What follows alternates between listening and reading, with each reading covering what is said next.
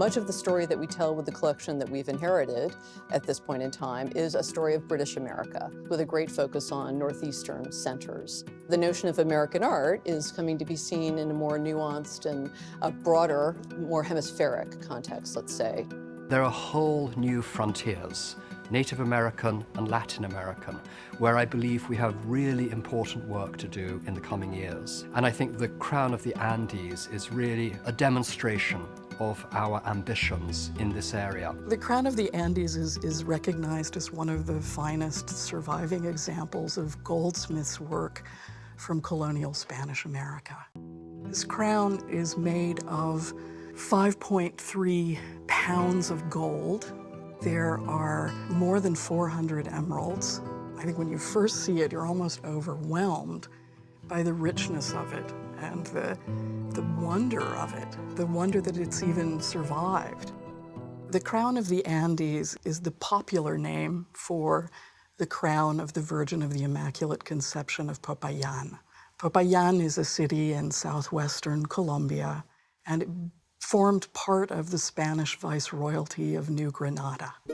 The crown was made to adorn a sculpture of the Virgin Mary. You have to think of this object as a crown that's made for the Queen of Heaven. This isn't an object that would have been visible every day. It was visible only on feast days.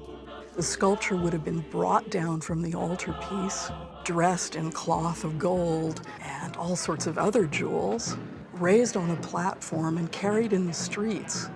If you visit Popayan, or for that matter, a city in Spain during Holy Week or on a particular feast day, you're apt to see sculptures being carried in the street.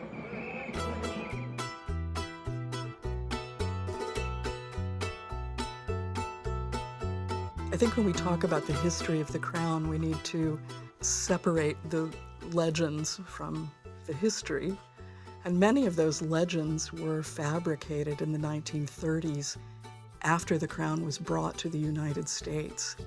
Warren Piper, who was a Chicago gem dealer and a bit of a showman, bestowed the name Crown of the Andes on it, and he invented all sorts of legends having to do with conquistadors and pirates, headhunters, plagues and miracle cures, all sorts of things in order to market it.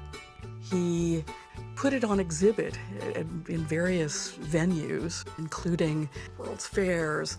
It was displayed in department stores. It was displayed at Macy's in 1941. One of the strangest uses of it that I've encountered was as the centerpiece for dinner parties. So there's this culture of spectacle that's associated with the object from the beginning, really. The crown is staggering. I mean, talk about bling. Now, there were certain questions. Were all the emeralds original?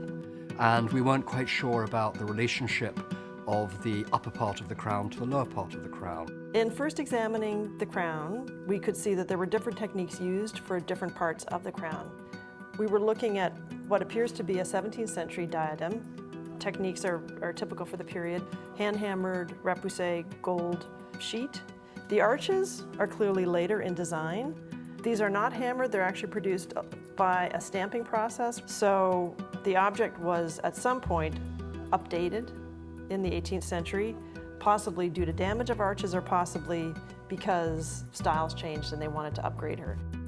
Many of the emeralds we're seeing in the arches date to the time of the original diadem.